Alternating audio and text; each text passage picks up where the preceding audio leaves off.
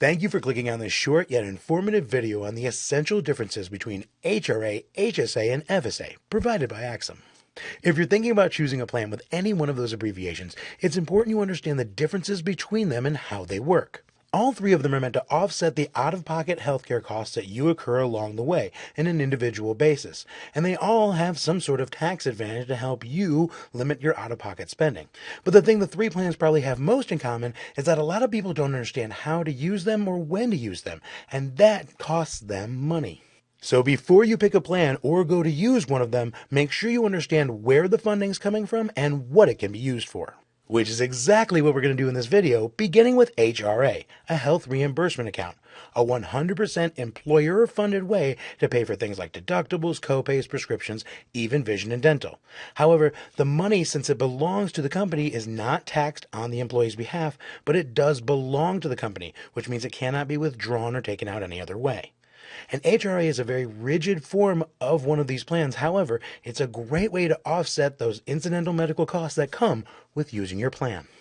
Which brings us to the health savings account, which still pays for the deductibles, copays, and all the things that an HRA would cover. But the major difference is in an HSA, the funding belongs to the employee at the end of the year. No matter if the employee or the employer was the one who made the contribution, it still goes to the employee. And since it's the employee's money, it's more flexible in the ways it can be used, depending on the plan, as well as the tax-free ways it can be withdrawn at the end of the year.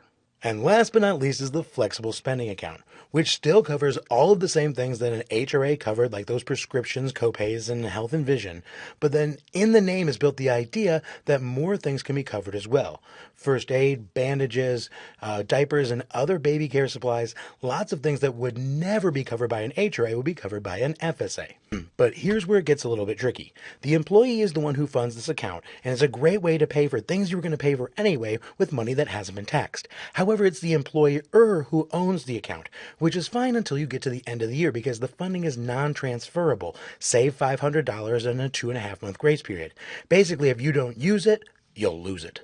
So no matter which of these plans you find yourself in, there's 3 strategies we want you to use no matter what. First, know your rules. Know what's covered, know what's acceptable. Don't find yourself in a place where you thought you were covered and you're not. Second, make sure you understand your deadlines and when benefits expire. Don't lose out on free money just because you didn't know what date it expired. And lastly, use these benefits in any way you can to save money. With healthcare costs constantly rising, this is by far one of the most inexpensive ways to battle that. And with that in mind, let's look at a few other ways that one of these plans can help you save money. Let's consider for a second that this is your health plan. If you had a $1,000 HRA, then you're $1,000 closer to meeting that deductible as well as that out-of-pocket max. If this was your health plan, you had an HSA or an FSA, you could move money out of your paycheck into one of those accounts tax-free. And if it's an HSA and you don't end up using it, move it out of your account at the end of the year. If it's an FSA, make sure that you contribute something that you're going to use. And while an HRA, HSA, and FSA can save you money, one thing it can't do is take the place of your regular paycheck deduction. And once again, if you've selected one of these plans, be sure to factor it in with those monthly deductions, what your deductible out-of-pocket maxes are, and what your HRA, HSA, or FSA can contribute to it. Doing so will help you pick the best plan for you and your family.